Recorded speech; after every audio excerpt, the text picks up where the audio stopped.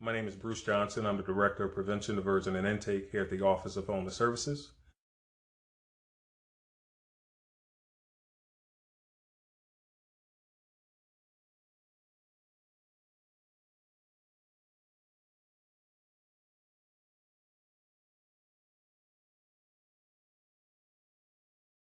The mission of the Office of Homeless Services is to make homelessness rare, brief, and non-recurring. I'm here to talk to you today about how to navigate the homeless services system.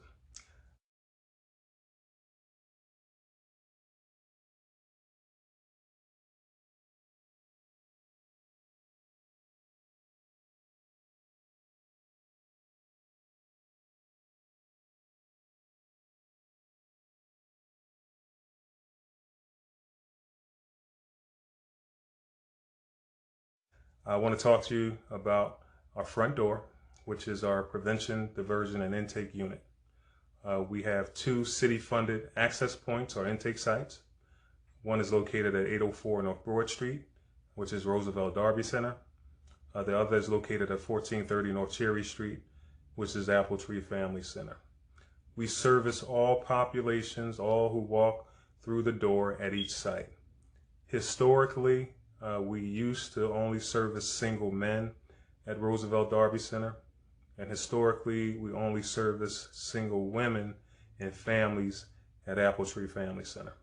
That changed 2 years ago. Anyone who walks through the door will be provided our prevention, diversion, and intake services. And so I'll start with prevention first. What we attempt to do is to provide some type of financial assistance to assist households to maintain their housing. And those households who receive an eviction notice or notice to vacate, or what we call eviction prevention, we provide financial assistance for that household to remain in that property. We also provide a one-time payment for households to move to a new property. Now, in those cases, the household has already secured the property. The landlord has already agreed to rent to the individual or to the household. The household just needs that move-in money, the money for security deposit, first and last month's rent. In that case, what we will do is go out and inspect the property. The property must pass our inspection. The landlord must have the proper licensing to rent the property. And if the landlord is willing to agree to accept our assistance, we can assist that household or that individual to move into the property. In those cases, it varies as far as the length of time it takes for us to provide that assistance. For one, we have to wait for the landlord to make that property available to us to inspect the property. Second, there's not a guarantee that the property will pass inspection on the first try. And so those are the variables what may lengthen that process for security deposit assistance. And so we use this or provide this information for full transparency because we know in many cases when households, individuals come to us seeking assistance for that one-time payment to move in the property, they're ready to move in now. But our process is that we want to make sure that the housing is safe for the individual, any family members that are moving in prior to us making that financial assistance. We also have what we call our homelessness prevention program. In this case, we provide financial assistance on an ongoing basis, month to month, for that household in the form of a rental subsidy. We can provide that assistance for up to 12 months. We couple that assistance with case management services. And so with our case management, what we do is that we provide resources, referrals for jobs, for benefits. It's our goal to assist that household in increasing the household income, that once the rental assistance is over, that household can afford to pay the rent at that unit, or if they need to move to a more affordable property, what we will do is provide a one-time payment, security first and last month's rent, for that household to move to the new property. This assistance depends on funding availability, of course. And so in many cases, we cannot assist, the number of households that we would like to assist. And so we may have to target the number based on the funding that we have available. Also, for the diversion part. The diversion part is similar to prevention, but with diversion is a low to no cost process.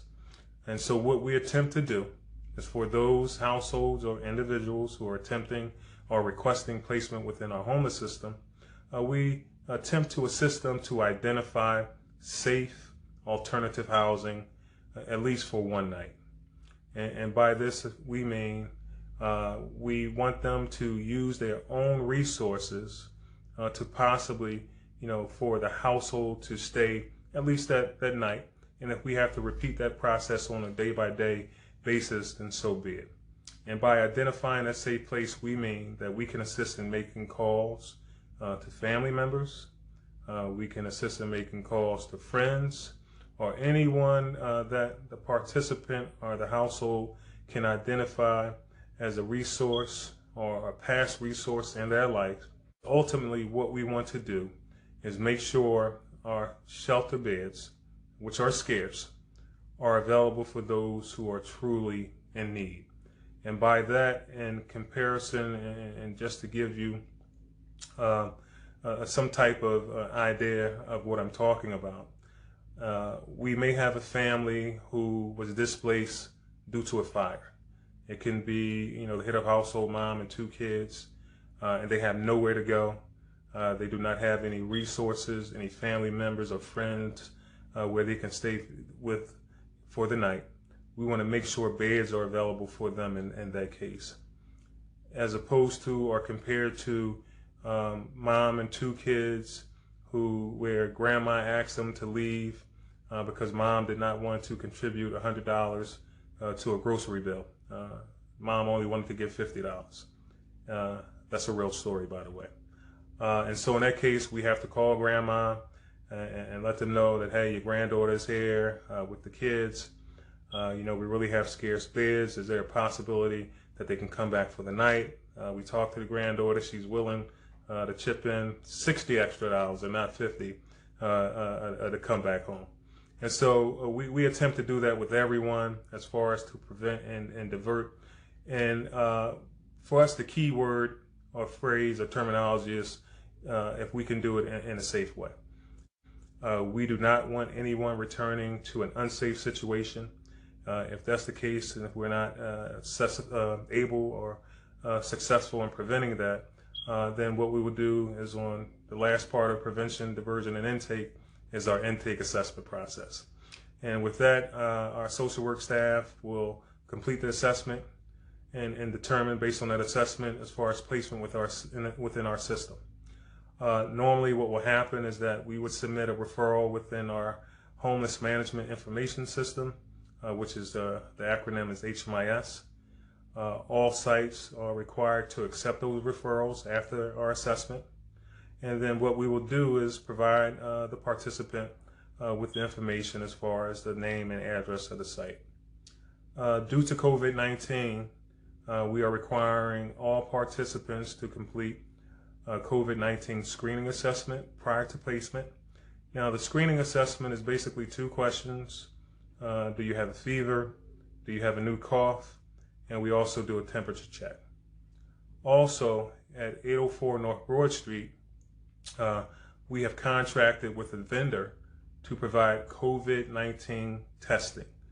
Now, the testing is optional, okay? So the individual or family can make a determination if, he, she, they, the household wants to get tested or not. It's not required. The screening assessment with the 2 questions and the temperature check is a requirement prior to placement. Our COVID-19 testing just went into effect this past Monday, which was March the 15th. That is taking place at Roosevelt Darby Center, which is 804 North Broad Street. We hope to have the COVID-19 testing in place at Apple Tree Family Center on April the 5th. And so we will offer that, and it's optional too. I also want to talk about our Stranded Travelers program. Now, this is probably the most efficient program that we have through our front door process with prevention, diversion, and intake. I will preface this by saying that, we take no pride in having individuals or families homeless here in the city of Philadelphia. If we can connect them with family or friends anywhere in the Commonwealth or anywhere in the continental United States where there's a Greyhound depot. So we have a process with Greyhound that if a household identifies somewhere safe, in the continental United States that they can reside, what we will do is that we will confirm that that household can safely reside there. And if that's the case, we'll contact Greyhound and let them know we want them to process a voucher so that family can be transported there via Greyhound to their new destination site. Now, unfortunately, this process, cannot be used to go on vacation to Miami or to Vegas because we have to verify that you have somewhere safe to stay before processing that voucher payment. This process or the bus voucher can literally happen within 24 hours. I know this because I process those voucher payments myself. And if you come into our office at 8 o'clock in the morning, if we're able to verify or confirm you have somewhere safe to stay at your new destination site, and if the bus is leaving that same day, we're going to process that voucher payment so you and your family can be transported to your new destination site safely.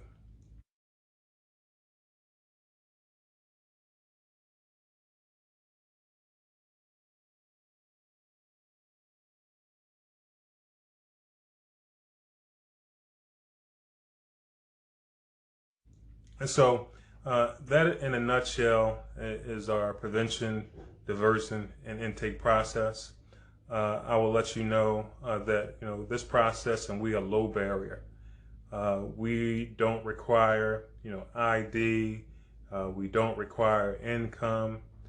We don't require birth certificates or social security cards. What we understand and trauma-informed practices is that we know that anyone that walks through our doors, who calls us up, who sends an email to us requesting assistance or facing a housing crisis where they do not know if they're going to have a house or somewhere to stay for the night within 2 days, 5 days, or 30 days. Okay, so in understanding this, we want to make sure the process is easy, it's low barrier, that individuals can navigate the process smoothly, and we hope to do this in a respectful way. We're not where we want to be yet, but we're working hard to meet the needs of each individual and our family that walks through our door. Thank you very much.